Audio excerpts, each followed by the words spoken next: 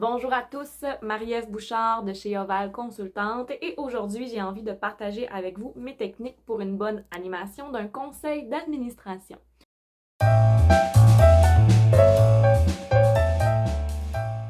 Donc, normalement, l'animation d'un conseil d'administration relève de la personne qui est à la présidence du CA. Cependant, rien n'empêche d'avoir un tout autre mode de fonctionnement à l'interne, donc ça peut être la coordination, la direction, on voit souvent ça.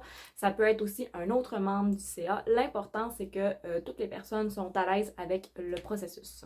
Mais que vous soyez membre du CA ou membre du personnel, c'est important de savoir animer efficacement. Alors voici mes petits trucs. Premièrement, vous devez garder en tête que la personne à l'animation est le ou la gardienne de la gouvernance. Qu'est-ce que je veux dire par là? C'est qu'il faut s'assurer que les décisions, elles soient démocratiques. Il faut s'assurer aussi que les décisions, elles soient prises en fonction des besoins de l'organisme et non pas des besoins d'une personne autour de la table. Les gens qui ont été élus sur le conseil d'administration ont été élus à l'Assemblée générale annuelle par les membres pour représenter les membres et doivent prendre des décisions qui sont cohérentes avec le bien fonctionnement de l'organisme.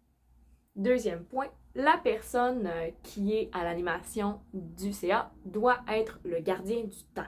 Donc, avoir une bonne gestion du temps, c'est important parce que des réunions qui durent 3-4 heures, où les points se répètent, où on a l'impression qu'on n'arrive jamais au bout de l'ordre du jour, on ne veut pas ça. Personne n'a de temps à perdre. Avant la rencontre, vous pouvez faire l'exercice de prévoir du temps pour chacun des points.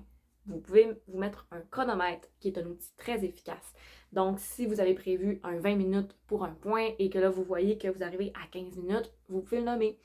On arrive à 15 minutes, on avait prévu 20 minutes, je sens que le débat n'est pas tout à fait fini, est-ce que vous souhaitez qu'on s'alloue du temps supplémentaire? Sinon, je sens qu'on a fait le tour, on pourrait procéder au vote. Donc, des petites techniques d'encadrement pour assurer un bon roulement de la rencontre. Troisième rôle que la personne à l'animation doit porter, c'est d'assurer un bon climat. Donc, d'être le gardien du climat. Oui, dans des échanges, tout le monde n'est pas obligé d'être d'accord. C'est sain de ne pas toujours être d'accord, on s'exprime, il y a des échanges, c'est correct. Ce qui est important par contre, c'est que les échanges soient respectueux. C'est important que l'opinion de chacun soit sollicitée. Comme dans n'importe quel groupe, il y a des gens qui parlent un peu plus, il y a des gens qui parlent un peu moins.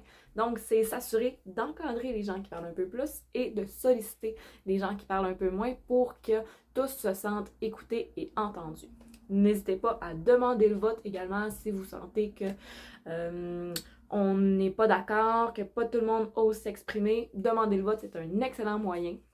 Le vote peut être secret, alors on s'assure que les gens ont au moins émis leur opinion. Mettre en place le droit de parole, c'est également un bon moyen d'assurer une fluidité, une bonne répartition des échanges.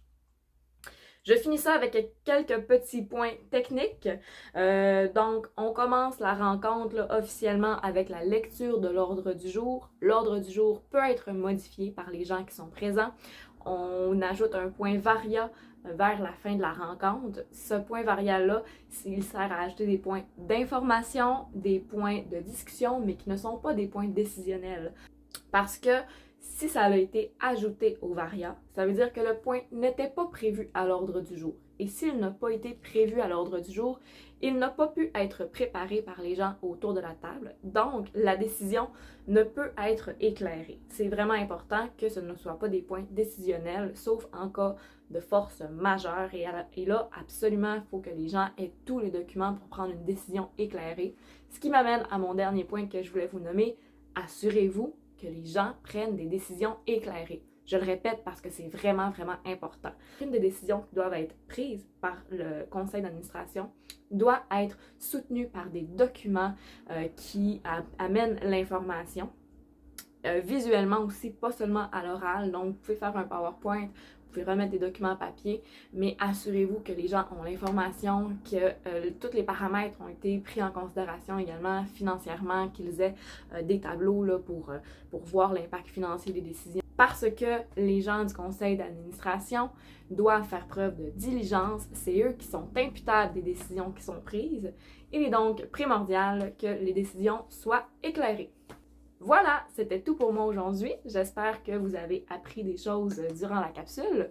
Si jamais vous voulez aller plus loin, on offre une formation avec Oval Consultante pour la présidence du conseil d'administration, donc qui englobe là, tous les éléments de technique d'animation. Et n'hésitez pas à faire appel à nous. Et sur ça, je vous souhaite une belle journée. Bye!